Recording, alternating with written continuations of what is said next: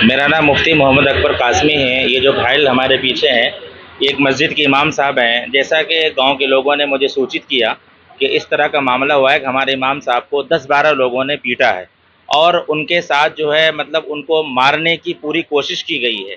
जैसा कि इमाम साहब की ज़बानी आपने खुद भी सुना कि लातों से, घूंसों से, लाठियों से उनको मारा और उनको एक तरह से मोब लिंचिंग करने की कोशिश की गई।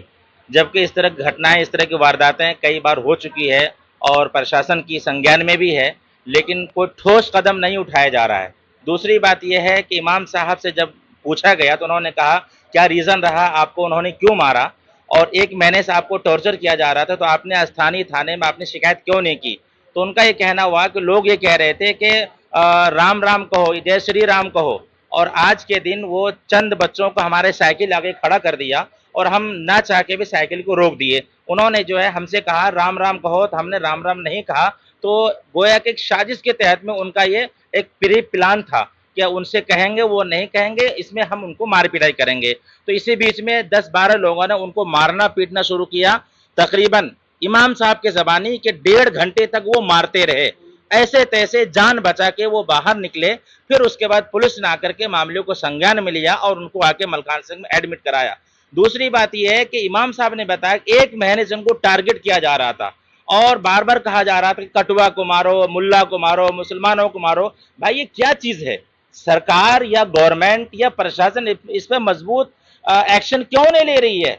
गाहे बगाहे महीने में 2 महीने में अभी मतलब अलीगढ़ में 4 मुस्लिम नौजवानों को मोब लिंचिंग करने की कोशिश की गई, उनको मारने की कोशिश की गई। ये मामला आपके संज्ञान में है। तो ये इस तरह से बार बार क्यों कहा जा रहा है कि जय श्री राम के नारे लगाओ? भाई जबरदस्ती तुम जय श्री राम के नारे लगवाओगे तो तुम्हारा भगवान ऐसा कि तुम जबरदस्ती हम लोगों से अपने भगवान के नारे लगवाओगे? कोई मुसलमान तो नहीं कहता तुम नारे लगाओ, अल्लाह अकबर के नारे बुलंद करो।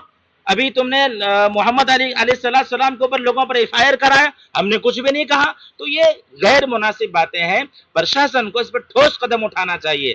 दूसरी बात अहम यह है कि वहां तहरीर दी गई तो स्थानीय पुलिस ने यह कहा कि चलो मामला रफा दफा करो, तुम्हें भी चोट लगी है और उन्हें भी चोट लगी है। जब एक तरफ एक आदमी हो और दूसरी तरफ 10 या 12 आदमी हो तो साफ जाहिर होता है कि सामने वाले को चोट नहीं लगी है, वो दिफा में लगी होगी। अब दूसरे को जब मार रहे होंगे तो उनकी वजह से उनको चोट लगी होगी।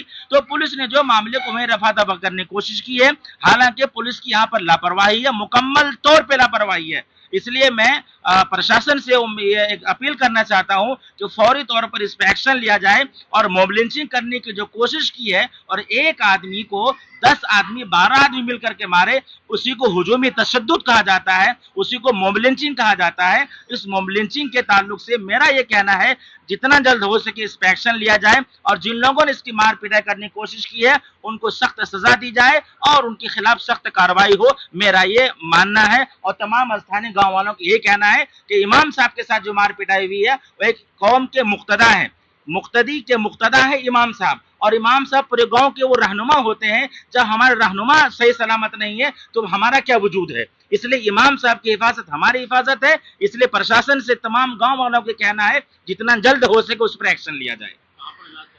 इनका इलाज मलखान सिंह में चल रहा है।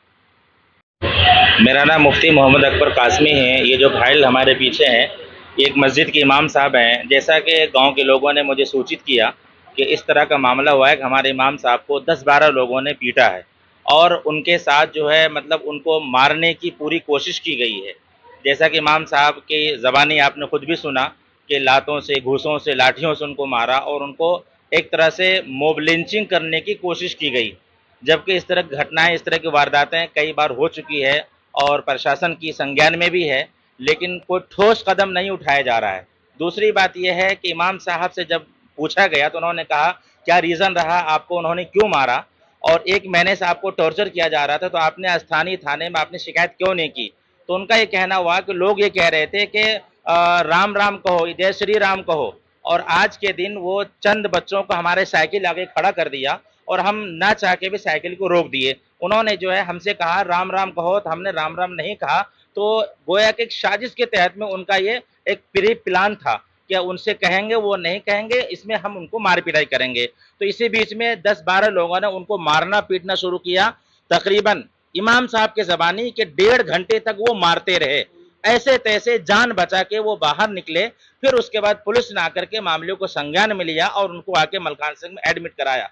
दूसरी बात यह है कि इमाम साहब ने बताया कि 1 महीने से उनको टारगेट किया जा रहा था और बार बार कहा जा रहा था कि कटुआ को मारो, मुल्ला को मारो, मुसलमानों को मारो।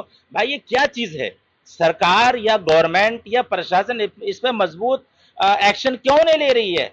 गाहे बगाहे महीने में 2 महीने में अभी मतलब अलीगढ़ में 4 मुस्लिम नौजवानों को मॉब लिंचिंग करने की कोशिश की गई, उनको मारने की कोशिश की गई। ये मामला आपके संज्ञान में है।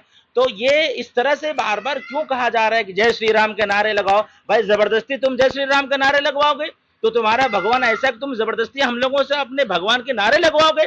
कोई मुसलमान तो नहीं कहता तुम नारे लगाओ, अल्लाह अकबर के नारे बुलंद करो।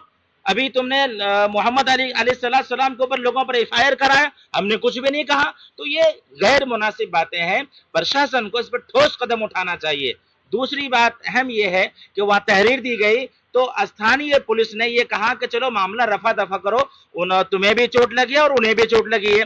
जब एक तरफ एक आदमी हो और दूसरी तरफ 10 या 12 आदमी हो तो साफ जाहिर होता है कि सामने वाले को चोट नहीं लगी है, वो दिफा में लगी होगी। अब दूसरे को जब मार रहे होंगे तो उनकी वजह से उनको चोट लगी होगी। तो पुलिस ने जो मामले को वहीं रफा दफा करने की कोशिश की है, हालांकि पुलिस की यहाँ पर लापरवाही है, मुकम्मल तौर पर लापरवाही है।